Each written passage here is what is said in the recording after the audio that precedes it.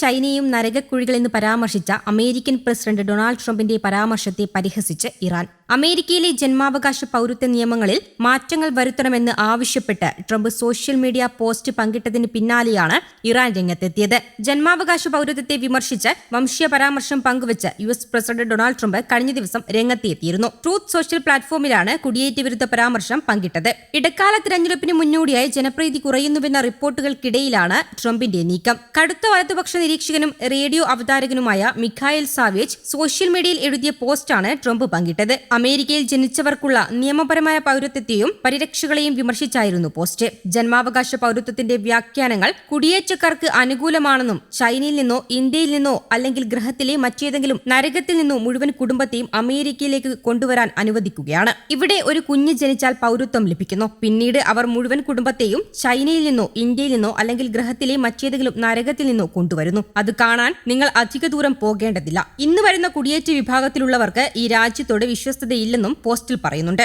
സാവേജിന്റെ അധിക്ഷേപ പരാമർശം പങ്കുവച്ചുകൊണ്ട് അമേരിക്കയിൽ ജനിക്കുന്നവർക്ക് സ്വയമേവ പൗരത്വം നൽകുന്ന ബർത്ത് റൈറ്റ് സിറ്റിസൺഷിപ്പ് നിയമത്തോടുള്ള തന്റെ എതിർപ്പ് വീണ്ടും വ്യക്തമാക്കിയിരിക്കുകയാണ് ട്രംപ്. 2025 ജനുവരിയിൽ അധികാരമേറ്റെടുത്ത ഉടൻ ഇതിനായുള്ള എക്സ്ക്ലൂസീവ് ഉത്തരവിൽ ട്രംപ് ഒപ്പുവെച്ചിരുന്നു. മാതാപിതാക്കളിൽ ഒരാൾക്കെങ്കിലും യുഎസ് പൗരത്വം ഉണ്ടാകണം, അല്ലെങ്കിൽ സ്ഥിരതാമസത്തിന് നിയമപരമായ അനുമതി ഉണ്ടാകണം എന്നായിരുന്നു നിബന്ധന. അങ്ങനെയല്ലാത്തവർക്ക്, അതായത് യുഎസിൽ പിറക്കുന്ന കുഞ്ഞുങ്ങൾക്ക് ജന്മാവകാശ പൗരത്വം ഉണ്ടാവില്ലെന്നാണ് ട്രംപ് ഉത്തരവിട്ടിരുന്നത്. വിഷയം ഇപ്പോൾ അമേരിക്കൻ സുപ്രീം കോടതിയുടെ പരിഗണനയിലാണ്. അതേസമയം അമേരിക്കൻ പ്രസിഡന്റ് ഡൊണാൾഡ് ട്രംപ് ഇന്ത്യയെക്കുറിച്ച് നടത്തിയ വിവാദ പരാമർശങ്ങൾ തിരുത്തിക്കൊണ്ട് ഡൽഹിയിലെ അമേരിക്കൻ എംബസിയും രംഗത്തെത്തി. ഇന്ത്യ ഒരു മികച്ച രാജ്യമാണെന്നും അവിടുത്തെ നേതാവ് തന്റെ പ്രിയപ്പെട്ട സുഹൃത്താണെന്നും ട്രംപ് വ്യക്തമാക്കിയിരുന്നു. കഴിഞ്ഞ ദിവസം ഇന്ത്യയെ നരകം എന്ന് വിശേഷിപ്പിച്ചുവെന്ന തരത്തിൽ ഉയർന്ന വിവാദങ്ങൾ തണുപ്പിക്കാനാണ് എംബസി ഈ വിശദീകരണം നടത്തിയത്. അമേരിക്കൻ റേഡിയോ അവതാരകൻ മൈക്കിൾ സാവേജിന്റെ ഒരു ടോക്ക് ഷോയുടെ ട്രാൻസ്ക്രിപ്റ്റ് ട്രംപ് തന്റെ സോഷ്യൽ മീഡിയ പേജിൽ റീപോസ്റ്റ് ചെയ്തതോടെയാണ് വിവാദങ്ങൾക്ക് തുടക്കമായത്. റിപ്പബ്ലിക്കൻ നേതാവായ ട്രംപ് ഇന്ത്യയെക്കുറിച്ച് വളരെ ഊഷ്മളമായ കാഴ്ചപ്പാടാണ് വെച്ചു പുലർത്തുന്നതെന്നും അവിടുത്തെ ഭരണ നേതൃത്വവുമായി വ്യക്തിപരമായ ആത്മബന്ധം അദ്ദേഹത്തിനുണ്ടെന്നും അമേരിക്കൻ എംബസി ഔദ്യോഗികമായി പ്രഖ്യാപിച്ചു.